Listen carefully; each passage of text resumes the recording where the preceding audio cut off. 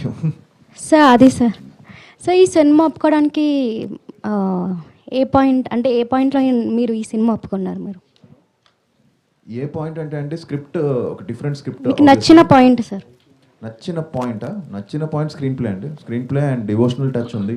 And obviously అందరికీ దాన్ని ఏమంటాం, తను తను పెట్టిన మంచి క్లారిటీతో నాకు స్క్రిప్ట్ చెప్పారు and felt very happy. And obviously ఎక్కడా కూడా కాస్టింగ్ విషయంలో కానీ అండ్ ప్రొడక్షన్ వాల్యూస్లో కానీ ఎక్కడ కూడా వెనకాడకుండా ఈ సినిమా నిర్మించారండి. సో మెయిన్గా ఏంటంటే కథ బాగున్నా ప్రొడక్షన్ వాల్యూస్ బాగాలేకపోతే మళ్ళీ సినిమా వర్కౌట్ అవ్వదు. సో దానికి తగ్గట్టు ఆ సినిమాకి ఎంత కావాలో అంత పెట్టే ప్రొడ్యూసర్ కూడా కావాలి.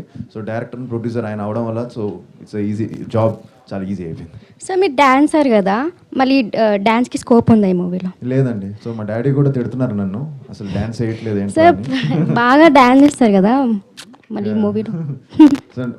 స్టోరీ బేస్డ్ ఫిలిం కాబట్టి ఇందులో డ్యాన్స్ లేదు. అండ్ నెక్స్ట్ మూవీ ఒక ఫిలింకి బీమ్స్ గారు మ్యూజిక్ చేస్తున్నారు. సో అందులో మంచి 5 సాంగ్స్ ఉన్నాయి.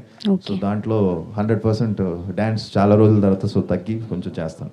సో త్వరలో సాంగ్స్ కూడా ఉంటాయి. సో ఈ సినిమాలో it's completely story based film అండి. Okay sir, thank you. Thank you. అది గారు, దిస్ యశ్వంత్ అండి, డైలీ కథ ఛానల్. సో ఇప్పుడు షణ్ముఖ టీజర్ అది పోస్టర్ డిజైన్ చూస్తుంటే సంథింగ్ ట్రెజర్ హంట్లా కనబడుతుంది.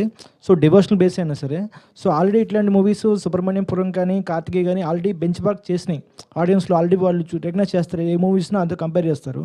సో వాటిని మించి చేయాలంటే ఎటువంటి కాన్ఫిడెన్స్ చెప్పగలరు ఆడియన్స్కి మీరు ఎంగేజ్ చేయడానికి?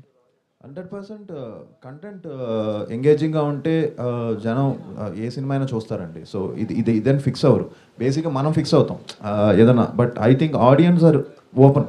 వాళ్ళు ఏ సినిమా వాళ్ళు ట్రైలర్ చూసి జడ్జ్ చేసేస్తున్నారు.